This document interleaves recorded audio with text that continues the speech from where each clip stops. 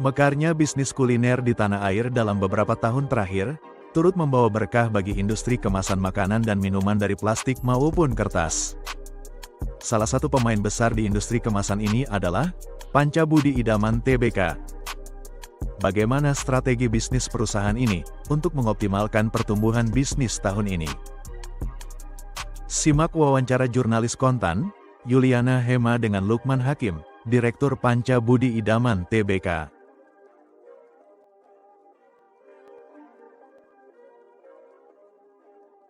Halo Sobat Kontan, balik lagi bersama saya Yuliana. Di sini saya akan membahas tentang profil emiten dari PT Panca Budi Tbk.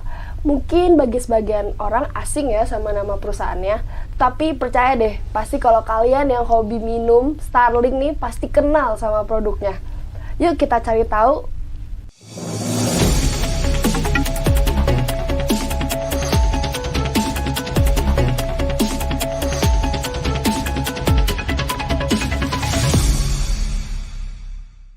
Apa kabar Pak?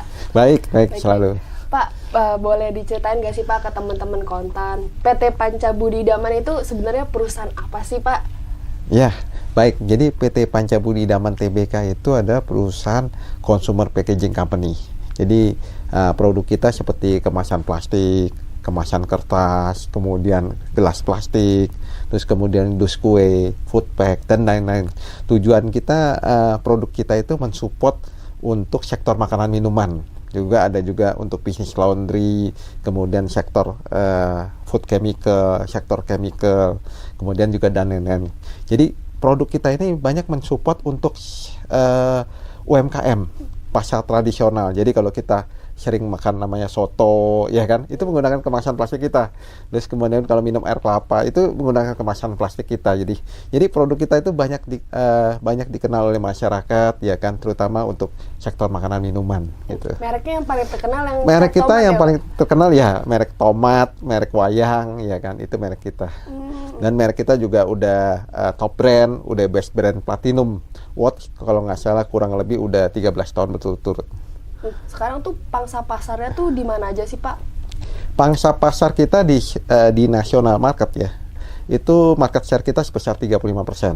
Ya, kita ada di daerah Sumatera, kemudian Jawa, Sulawesi, kemudian Kalimantan. Kalau di Jabodetabek sendiri gimana posisi Panca Budi? Nah, kalau untuk di Jabodetabek kita posisinya di atas 50%, ya kan. Nah, kita memang kuat di Jabodetabek, tapi kita sedang ekspansi juga di Jawa Timur dan luar Pulau Jawa.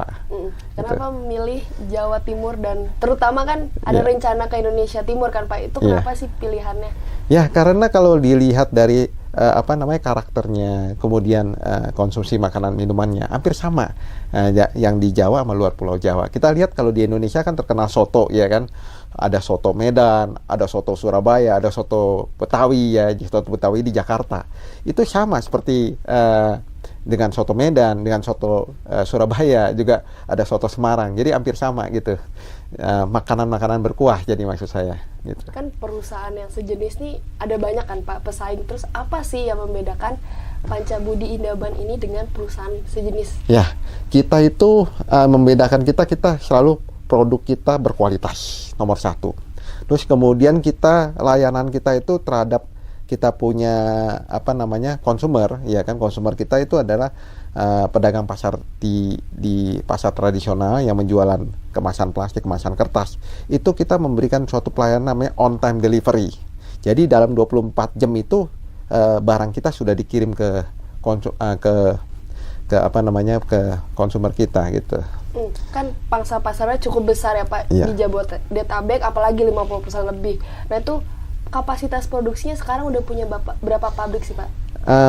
Pabrik kita saat ini ada 12 pabrik, ya kan, ada di Sumatera, kemudian ada di Jawa, juga ada juga di Malaysia, ya kan. Nah, pabrik kita juga cukup besar dengan kapasitas di atas 150.000 ton per tahun.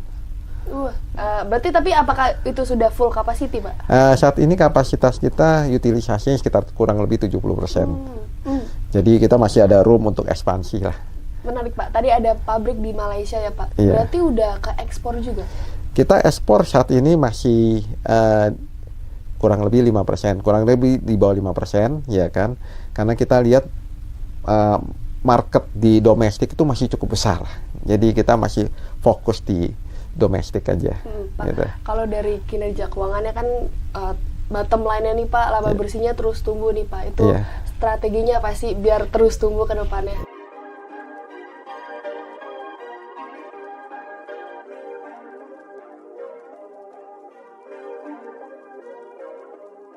Kita pada tahun 2023 kita laba perusahaan kita net profit kita sebesar 376 miliar ya kan, yang mana kita perusahaan yang integrated consumer packaging company. Secara skala ekonomis kita sudah bisa melakukan suatu efisiensi ya, efisiensi dari pabrikasi, kemudian juga efisiensi dari segi keuangan.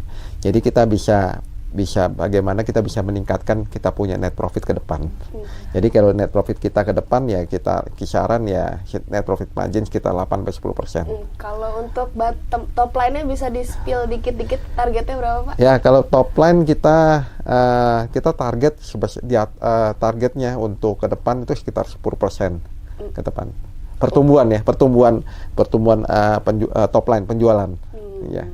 Untuk outlook industrinya Pak, untuk tahun ini gimana sih Bapak melihatnya? Apakah akan jauh lebih positif dibandingkan tahun sebelumnya? Apalagi kan awal tahun udah ada pemilu, ntar di akhir tahun di semester 2 mau ada pilkada. Itu apakah berpengaruh juga Pak?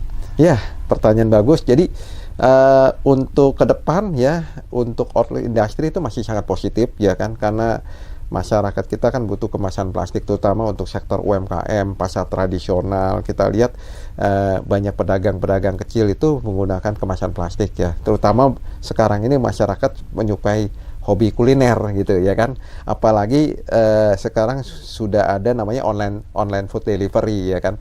Sejak masa pandemi memang ada suatu tantangan ya, tapi bagi kita tantangan ada suatu peluang. Yang mana peluangnya itu ada online food delivery ya, seperti kayak yang online food delivery yang itu, jadi memudahkan masyarakat itu memesan makanan lebih mudah.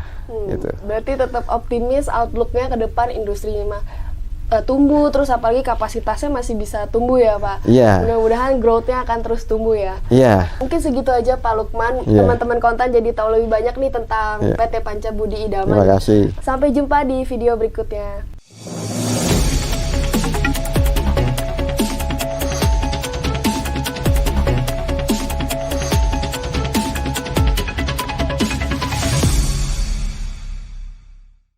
Ya, terima kasih.